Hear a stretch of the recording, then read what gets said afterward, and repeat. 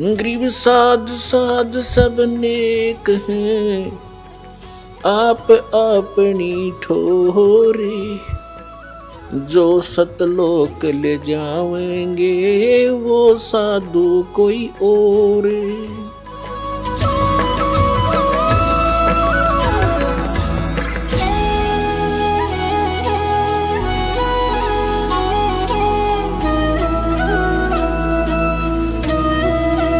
जैसे त्योहार आते हैं, कोई बात हुई, वो व्रत के खर्चे, ये त्योहार मनाते हैं दिवाली का, दीपावली, ये किस लिए मनाते हैं कि भगवान श्री राम सीता जी को लेकर घर लौटे थे।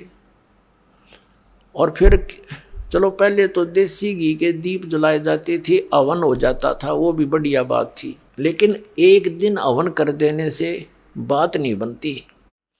अपना रोज लगावे घी की दीप है, रोज हवन करे वो।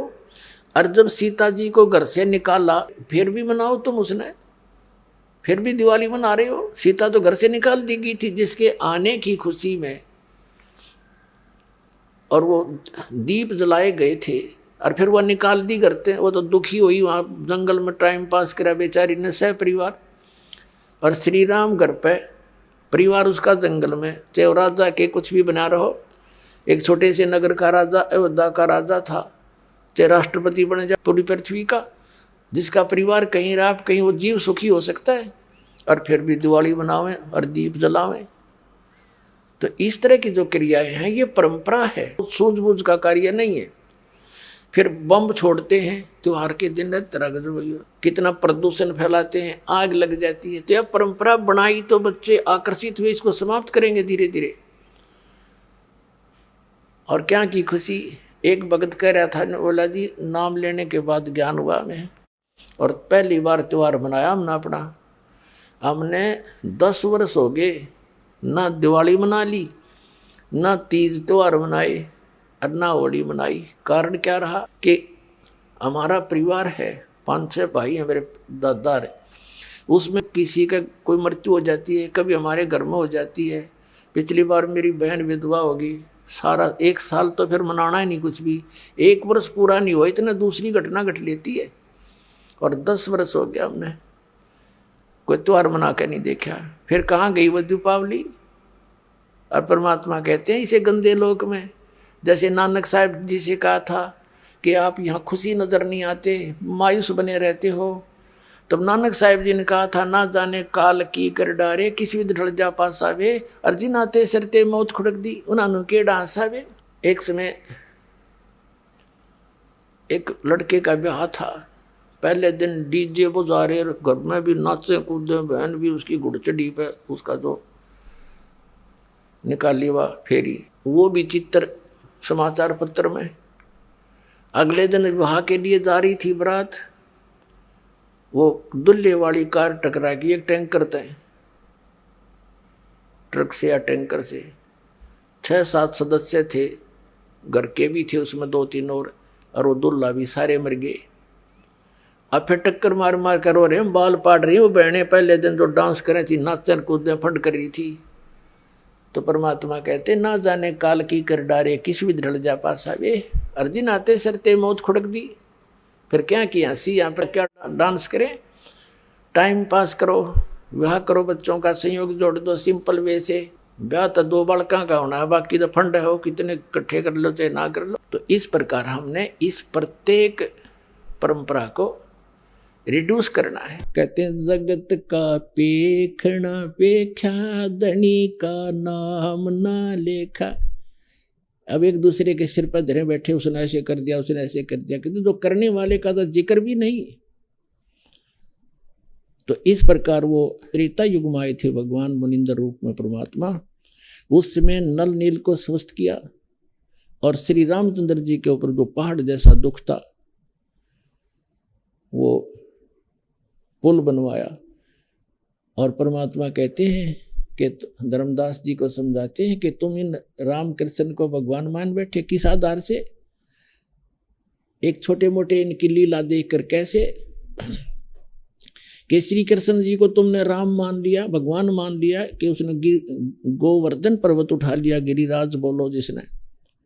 और आपके पुराण बताते हैं, आप खुद कथा सुनते और सुनाते हो कि शेषनाग सारी सृष्टि ने ठारा, जिसको ऊपर पृथ्वी भी सारे लोग ग्रह भी प्रह भी।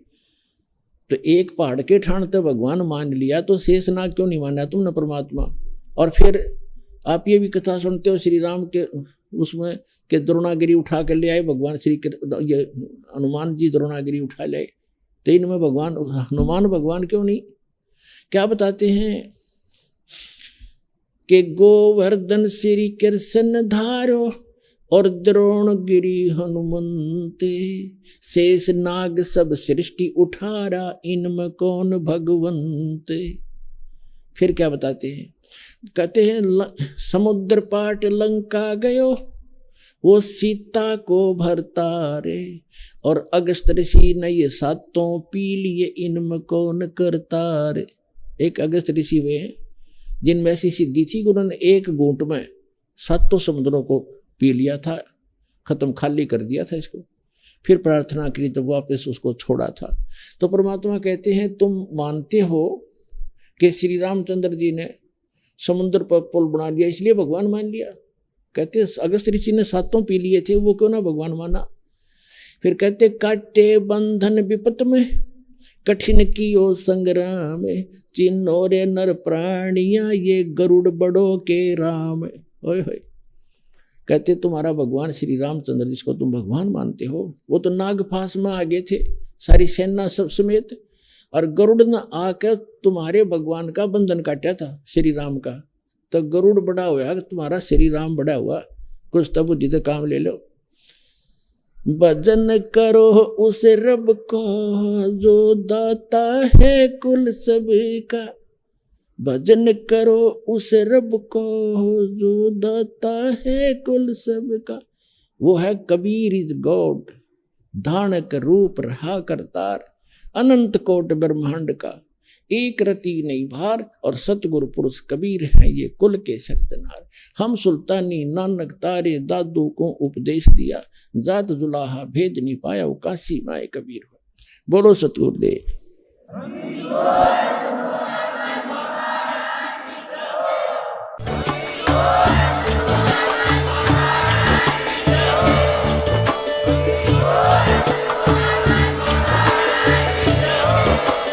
आप सुन रहे थे जगत गुरु तत्वदर्शी संत रामपाल जी महाराज जी के मंगल प्रवचन। अधिक जानकारी के लिए विजिट कीजिए हमारी वेबसाइट www.jagatgururampalji.org। संत रामपाल जी महाराज जी के शुभ आशीर्वाद से पूरे विश्व भर में 500 से भी ज्यादा नाम दीक्षा केंद्र हैं, जिन पर संत रामपाल जी महाराज जी द्वारा ऑनलाइन निशुल्क नाम दीक्षा दी जा रही है। अपने नजदीकी नाम दीक्षा केंद्र का पता करने के लिए संपर्क करें 8222880541।